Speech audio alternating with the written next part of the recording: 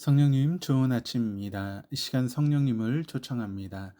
오늘도 내 안에 오셔서 하나님을 기쁘시게 해드릴 것을 소원하게 해주세요.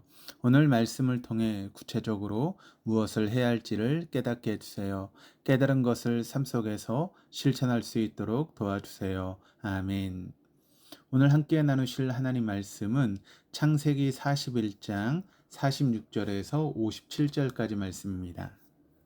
요셉이 애굽 왕 바로 앞에 설 때에 30세라. 그가 바로 앞을 떠나 애굽 온 땅을 순찰하니 7해 풍년에 토지 소출이 심히 많은지라.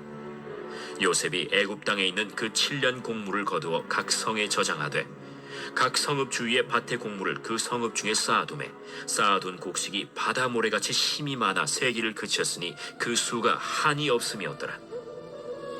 흉년이 들기 전에 요셉에게 두 아들이 나되 곧 온의 제사장 보디베라의 딸 아스낫이 그에게서 낳았지라. 요셉이 그의 장남의 이름을 므낫세라 하였으니 하나님이 내게 내 모든 고난과 내 아버지의 온 집리를 잊어버리게 하셨다.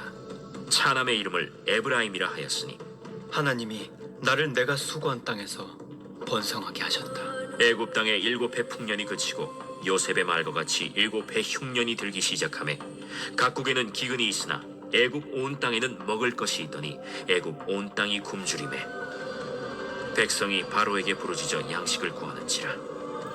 바로가 애굽 모든 백성에게 이르되 요셉에게 가서 그가 너희에게 이르는 대로 하라. 온 지면에 기근이 있음에 요셉이 모든 창고를 열고 애굽 백성에게 팔세. 애굽 땅에 기근이 심하며 각국 백성도 양식을 사려고 애굽으로 들어와 요셉에게 이르렀으니 기근이 온 세상에 심함이었더라. 하나님의 지혜로 바로의 꿈을 해석한 요셉은 노예 신분에서 애굽의 총리가 되었습니다. 바로의 임명이 있었고 제사장 보디베라의 딸 아스낫과의 결혼을 통해 요셉의 지위는 더욱더 공고해졌으며 마침내 7년의 대기근의 해결사가 됩니다. 그러나 요셉이 총리가 되어 수많은 백성을 구하는 이런 이야기들은 결코 요셉 개인의 흥망성쇠를 말하려고 했던 것이 아닙니다. 하나님께서 이스라엘과 온 나라를 구원하시기 위한 과정 가운데 요셉을 통해 일하시는 것을 보여주는 것입니다. 46절, 47절을 읽겠습니다. 요셉이 애굽 왕 바로 앞에 설 때에 30세라. 그가 바로 앞을 떠나 애굽 온 땅을 순찰하니 7해 풍년에 토지 소출이 심히 많은지라. 요셉은 17세의 어린 나이에 이방으로 팔려온 이후에 13년 동안 파란만장한 세월을 보냈습니다.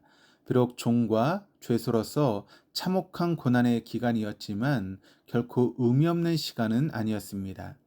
보디발의 집에 가정 총무로 있을 때에는 재정이나 행정 등의 실무를 익힐 수 있었고 왕의 제술이 갇히는 감옥에 있을 때에는 애굽의 정치, 경제, 문화 등을 배울 수 있었습니다. 여러분, 우리에게도 의미 없는 고난은 없습니다.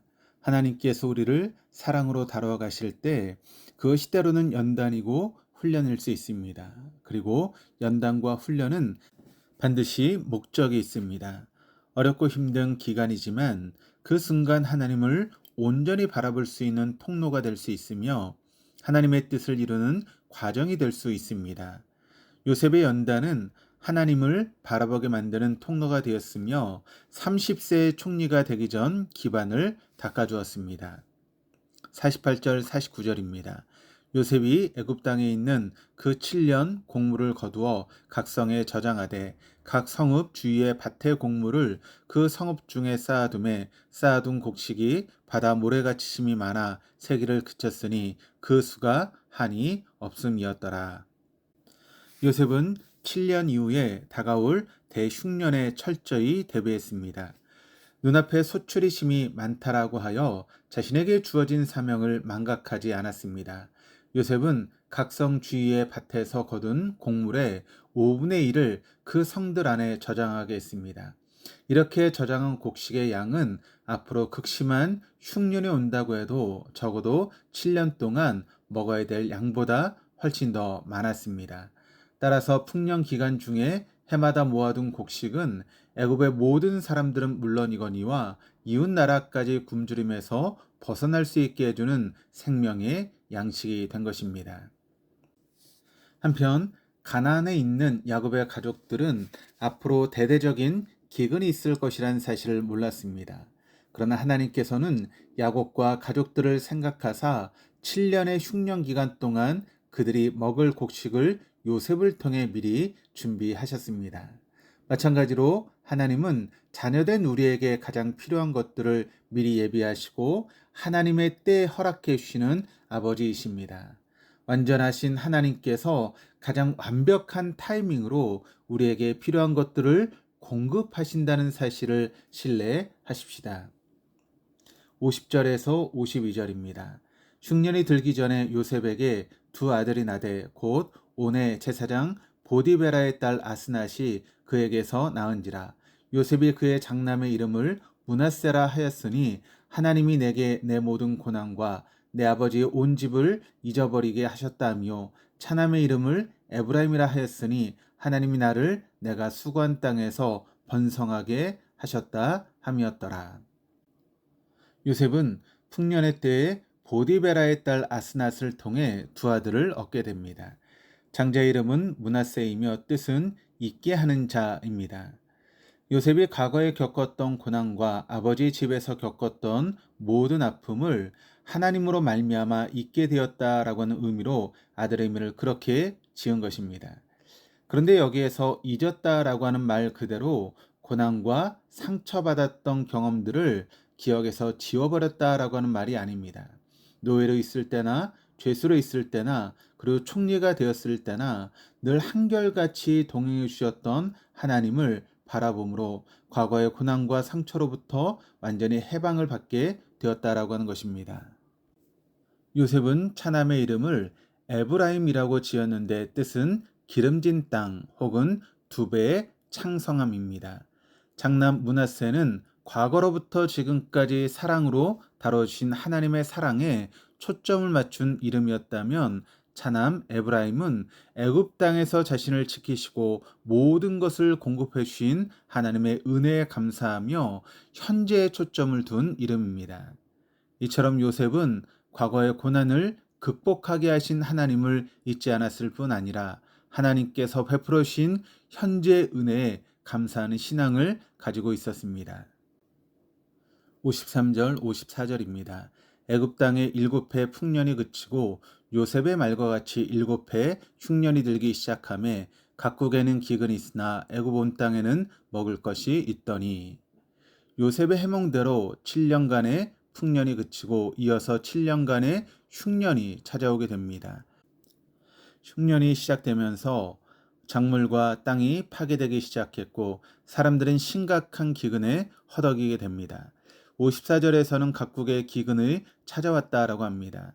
7년간 찾아온 대기근은 애굽 땅에서뿐만 아니라 고대 근동 지방 전역에 대대적인 영향을 주었다라고 하는 것입니다. 갑작스럽게 찾아온 대기근으로 인해 수많은 자들이 삶의 희망을 놓아버린 채 굶주림 속에 죽어갔을 것입니다.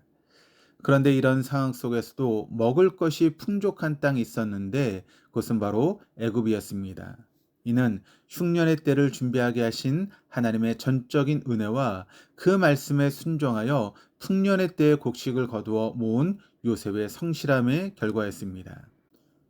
풍년의 때에 흉년을 준비한 요셉과 좋은 일기만 계속되던 시대에 홍수를 준비한 노아는 모두 하나님이 그들에게 주신 말씀에 철저하게 믿고 순종한 사람들입니다. 베드로전서 2장 5절은 노아에 대해서 이렇게 증거합니다.